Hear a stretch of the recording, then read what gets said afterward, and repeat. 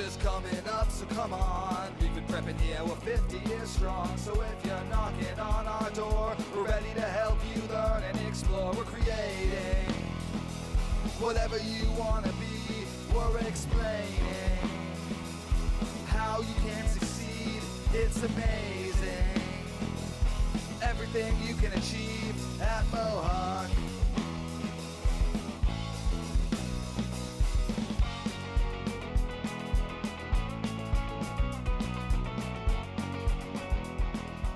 Hello everyone, I'm Kyle Medeiros. And I'm Nick Birnie. Welcome to one of several half-hour shows that are dedicated to the life and times of Mohawk College.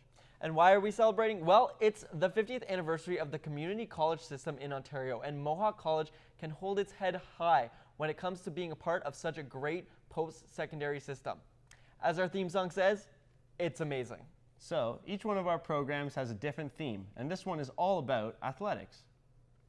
Over the years, Mohawk College has established itself as one of the colleges to watch in the Ontario College Athletic Association system. Countless high-caliber athletes have walked through the doors of Mohawk, not only to further their education, but to leave their mark on the athletic history of the school. And today, we have lined up some exciting guests.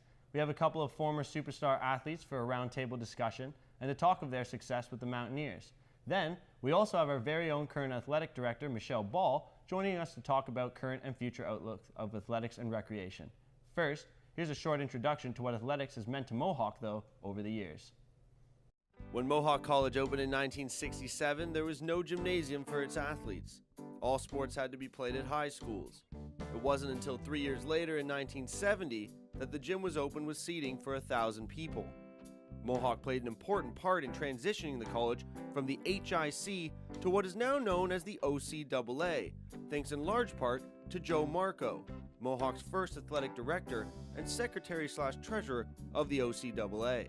In the fall of 2013, the David Braley Athletics Center opened up. The new center is made up of 2 international-sized basketball and volleyball courts, along with 1 auxiliary gym on the side. The state-of-the-art gym has since hosted many athletic events, including the 2015 Men's CCAA Basketball Championships, accumulating many different championships in golf, rowing, curling, and wrestling, among others. Mohawk athletes have always had a drive to compete at its highest level, representing the college at their very best. To get a more in-depth look at the history of Mohawk sports, we spoke to someone who was here right from the beginning. Someone who has a lock on what athletics has meant to the college over the years.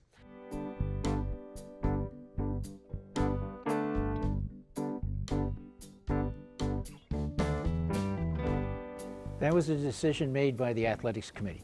It was a student athletics committee. They were voted, the students voted them in every year, and they decided what women's sports we'd have, what men's sports we have. They did a great job, and they controlled the finances as well.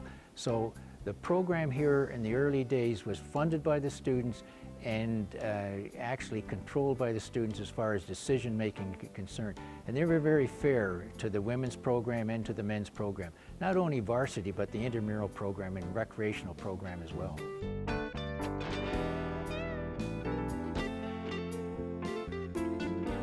The college actually, they funded the staff and the students funded the program. So it was really a nice partnership. The college recognized the value of varsity sports. They recognized the value of recreation and intramural sport. So they hired and paid the staff, and the students put their money into running the programs, the referees, the uniforms, the rental of facilities, and those types of things.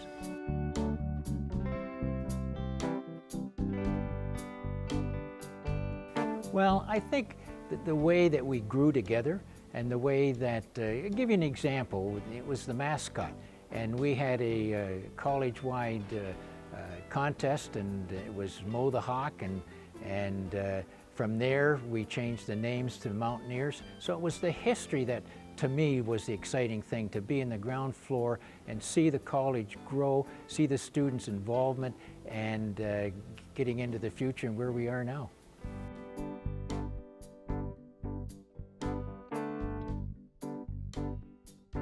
To me, and I've coached at the university level as well, to me that was one of the best and finest basketball teams I've ever coached. We had people from, DeWitt Hanna was from Nassau in the Bahamas, so we had a mix of Canadian and foreign players on that team, which was an exciting time. The other thing is that team beat university teams. We beat University of Toronto, we beat University of Guelph, and that was unheard of in those days. So it was not only the undefeated season, but who we had on the team and who we played. Very, very successful.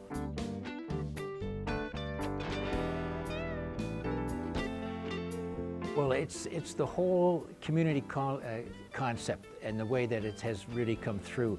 And to me, it's the facilities. I mean, look around here with the facilities and for teaching the facilities and athletics and the Braley Center and so forth. So I think that what's really important is that the students' involvement and the students' financing the programs are still in place. And when I come in the morning and I see people working out in the center and I see the students using the facility, that's the most important thing, to get enjoyment going to college, but also participating in the programs. And you should know that Wes was not only an award-winning basketball coach as well as the athletic director in 1980, but also held the position of director of student life and finally the dean of students over his 30-year career. Wes was inducted into the McMaster Athletic Hall of Fame in the Builder Coach category for his involvement with the Marauders football and men's basketball programs. We'll be right back after this commercial break.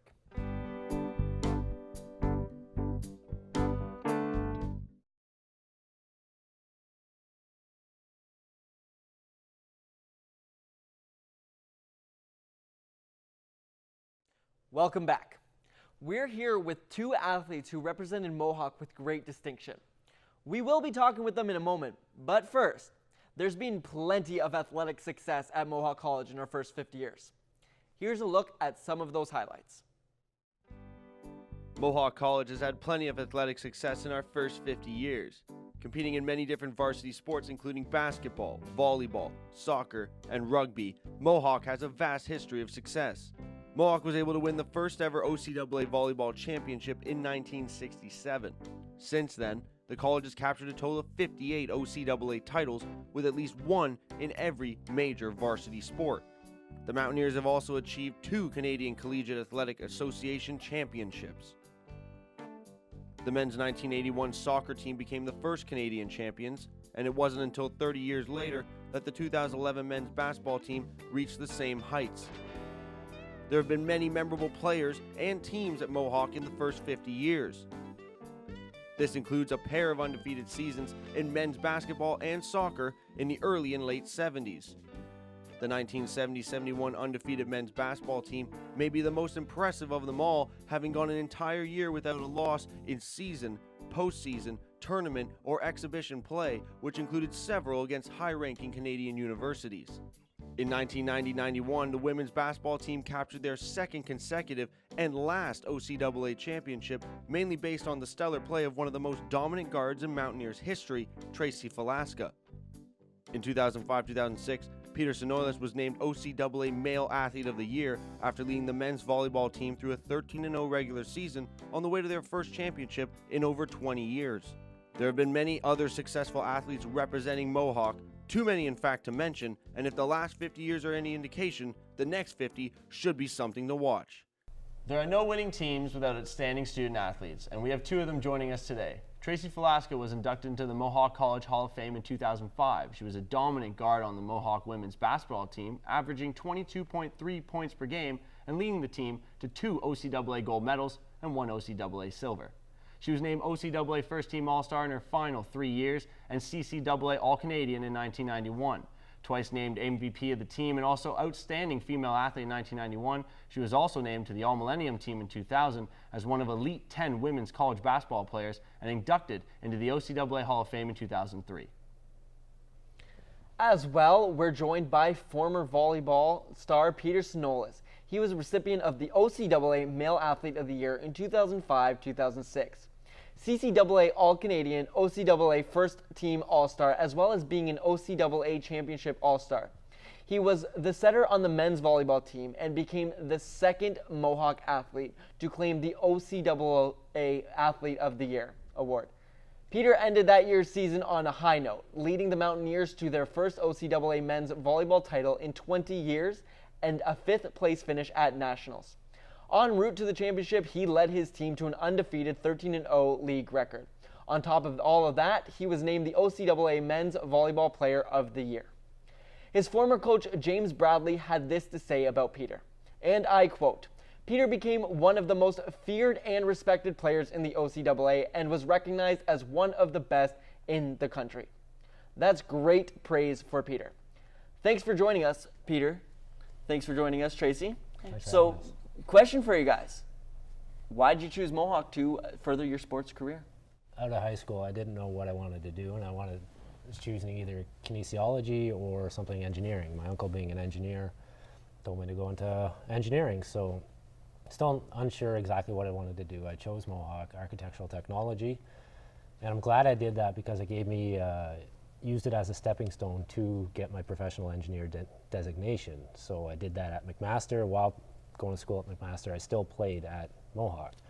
And years down the road right now, it's been, I think, 10 years since I played. I'm actually going back for my master's in January. And I don't think any of that could have really happened had I been told to go to Mohawk, take engineering, and had that joint program from Mohawk to McMaster. Yeah. And I think a friend of mine as well, we weren't sure we were going to play volleyball or basketball, and I'm just glad we chose volleyball, and it ended up turning out well. Yeah, the same question for you, Tracy. Why did you end up at Mohawk? Mine's a lot shorter than that one because it's basically I came right out of high school too, and my father actually guided me to what college and what course I was actually going to take.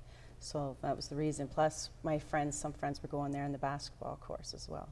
How was the experience that you had as both a student at campus, on campus, off campus, and also as an athlete being a part of the varsity sports here, made better by the fact that you came to Mohawk College than any other place? Well, for myself, initially when I came to Mohawk, we didn't have the biggest budget as other schools. We didn't have the best facilities, but everybody who was a part of it, the teammates, the coaches, the administrative staff, everybody put everything they had into it. And we had something to prove. We weren't the biggest school. We didn't have the most funding. And through that, everybody put everything they had into this team, and we became a perennial success. And it's developed over the years, and guys who have gone on still come back and they play in the alumni game, which we have every year. And we still follow the current team. And I think that's a testament to how Mohawk is. And you can see it by the new facilities that are building. It's just absolutely fantastic. And yourself, Tracy?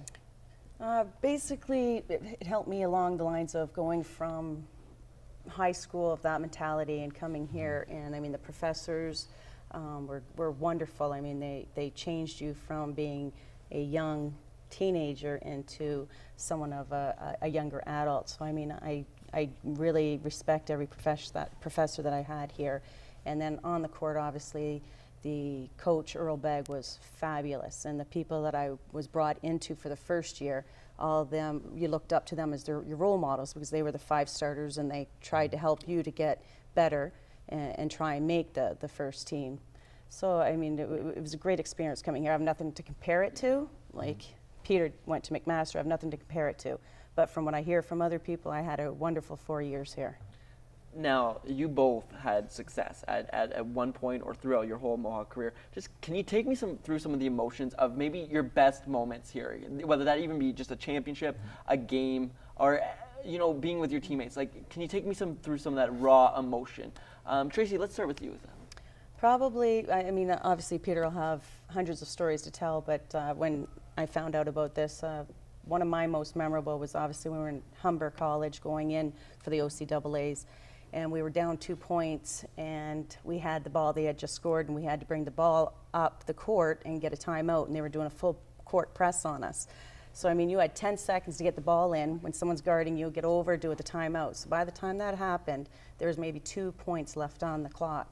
So obviously, Coach Begg called the timeout. We went over, and he decided what was going to happen, and it was set that we were going to have to do a 3-point play because we didn't have enough time to do a layup. And I was a point guard, but I wasn't a 3-pointer whatsoever. I did my scoring from steals or fast breaks. And of course, I get appointed to doing the 3-point shot. And I'm thinking to myself, oh my gosh, but you don't have enough time to think of anything. You're told what to do. The play was made. Someone screened me. I went out, and I was probably about 5 feet from the 3-pointer where I finally got open. It was a Hail Mary, and they answered my prayers, and we won by with a 3-pointer from there. That was my most memorable out of all of them, because it was just something that would never ever happen. It was 1 in a million. This was something that, like, reoccurring dreams. It was like, just, oh yeah, every day you remember that moment. It was a feeling that I'll never. It was like winning the lottery. I mean, Right. because everybody, all eyes were on you, and when I shot it, because you were so far, it was dead silence. And when it went in, Yeah. it was just crazy. And I remember just standing there, and then until someone came and tried to move me, you know, I'm thinking, wow, this is amazing. Oh. But then, yeah, we won and we moved on. You definitely went home with your head held high that day. Peter, I'm gonna throw the question to you then. Again, any moment that just from Mohawk College during your volleyball career that just really got to you. Yeah, in terms of myself, when we came in, we didn't have the pedigree as a lot of the other players from other schools, and we just had to prove ourselves. So we weren't the biggest, we weren't the fastest, we weren't the strongest, but everybody cared, everybody tried, and we did everything for the guy beside us, not for me. I didn't do it for me, I did it for that guy beside us. And so seeing everybody else's successes, to this day, like these guys are now my groomsmen. They were godfathers of other people. They have kids. You see them grow up, and that family relationship that we created there is still lasting today. So for me, it's the relationships we developed and the family that we kind of built. But if you're looking for more specific things, it would have been the screw ups that we did personally, I gotta say. So like one of our players, after we won one of the best national tournaments for college, we went out and celebrated, and he came back with one shoe, no pants, and a jacket on. In the same tournament, a guy went to the Burger King playground, and he fell off, hurt his neck, and had to wear a neck brace the next day. Oh no. And in terms of actual play, one guy, he's going to kill me for this, but one guy we have to get the ball over. He says, okay, confidently, I got this, guys. Walks up and just fires this thing off the roof so hard. I'm pretty sure it went faster on the way down than it did up. Oh so my goodness. It's not the successes in our terms. The things we talk about still today is how we screwed up and we poke fun at each other. Sorry. So what you're saying is that you are named the CCAA Men Athlete of the Year. All these accolades.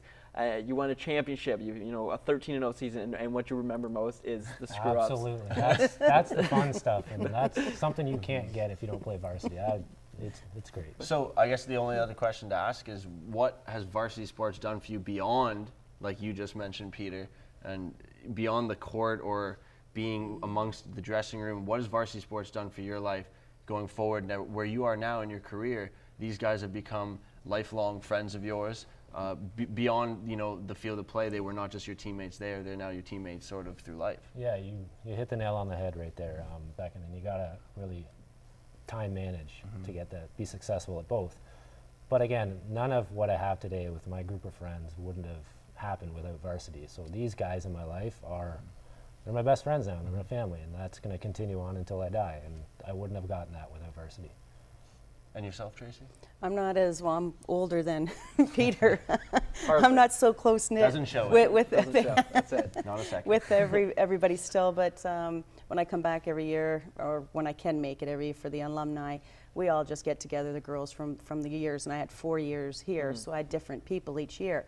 So I mean, you get together and you act just like you said. You're just like family still, like you haven't not seen each other. And Kelly, who still works here, I mean, she just came in, she walks in, big smile on her face, and we hug each other. It's exactly what he says. You're off and on the court, you're still going to be family. He's closer. Yeah. I'm further away from them, but when I do see them, it's just like we played yesterday. Well, we appreciate all your stories, and I'm glad you had such success here at Mohawk College, and hopefully success going into the future as well. Well, we'll be back with more 50th Mohawk Anniversary memories right after this commercial break.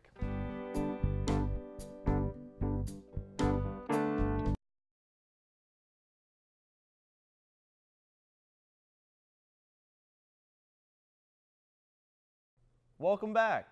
As the college has grown over the years and expanded, well, so have the facilities and activities that are available for students. So just because you don't play at the varsity level doesn't mean that there isn't something for you through the intramural and recreational programs here at the college.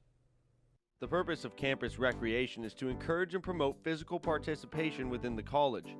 Recreation and intramural sports have most definitely grown and improved over the years here at Mohawk, from very humble beginnings to a now flourishing recreational and intramural program. The ever-growing diversity at Mohawk College has promoted the addition of new sports within the intramural program: dodgeball, basketball, hockey, volleyball, and soccer as part of the many different activities available for intramural play. The athletic department also hosts various extramural tournaments throughout the year. These tournaments provide Mohawk's intramural champions an opportunity to compete with other colleges. The addition of the David Braley Athletics and Recreation Center has improved Mohawk's recreational facilities. This includes state-of-the-art workout facilities as well as multiple gymnasiums for students' recreational use. As well, at the conclusion of each year, athletic staff acknowledges individuals who contribute to the campus recreation program, such as an Outstanding Official of the Year and a Recreational Athlete of the Year, both male and female.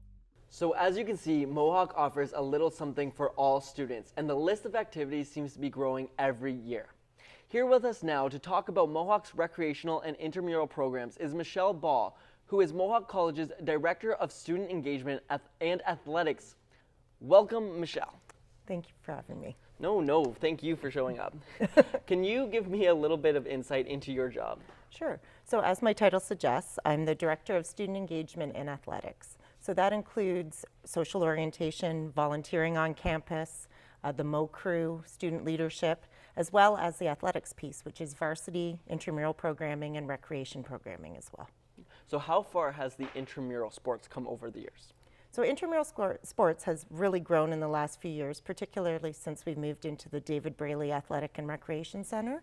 In the past, we had a single gym that only provided opportunity for programming that was shared between varsity, some academic programming, and intramurals. So by moving to our new facility, we have 3 full-size gyms, a larger recreation area, fitness area, as well as the opportunity to use some of the outdoor courts as well.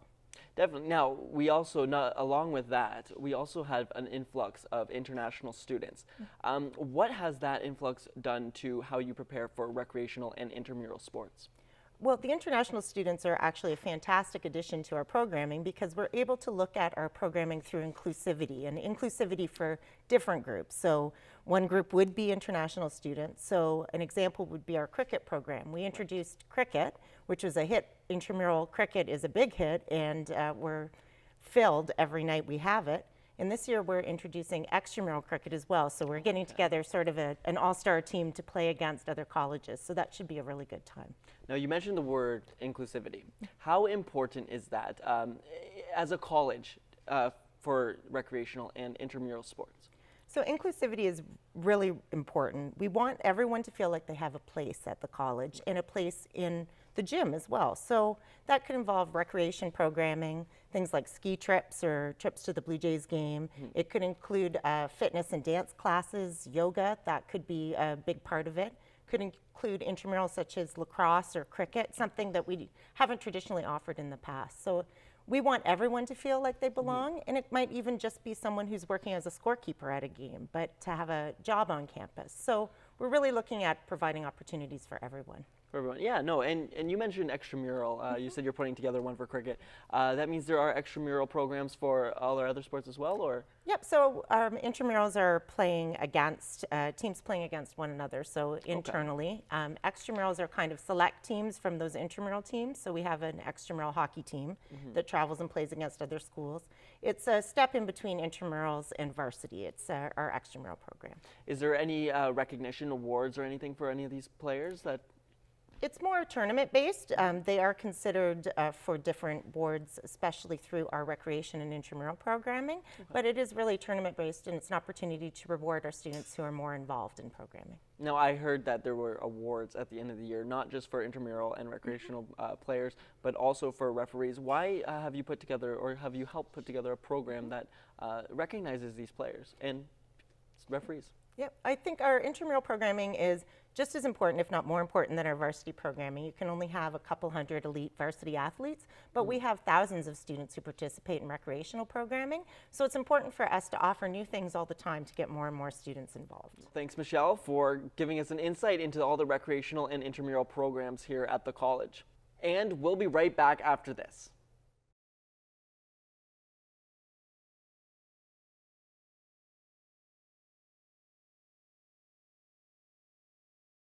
So I hope you've enjoyed our look back at the proud history of athletics at Mohawk College. This has been just one in a series of programs dedicated to the 50th anniversary of community colleges in Ontario this year, and specifically Mohawk College. Thanks for watching.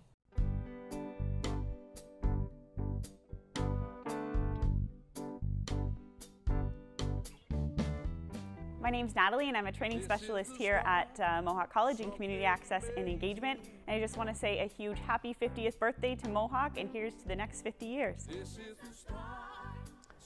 I'm Jeff McIsaac, the manager of the Additive Manufacturing Resources Center, and I want to congratulate Mohawk College on 50 great years.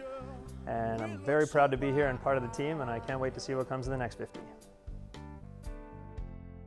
This is the start of something amazing.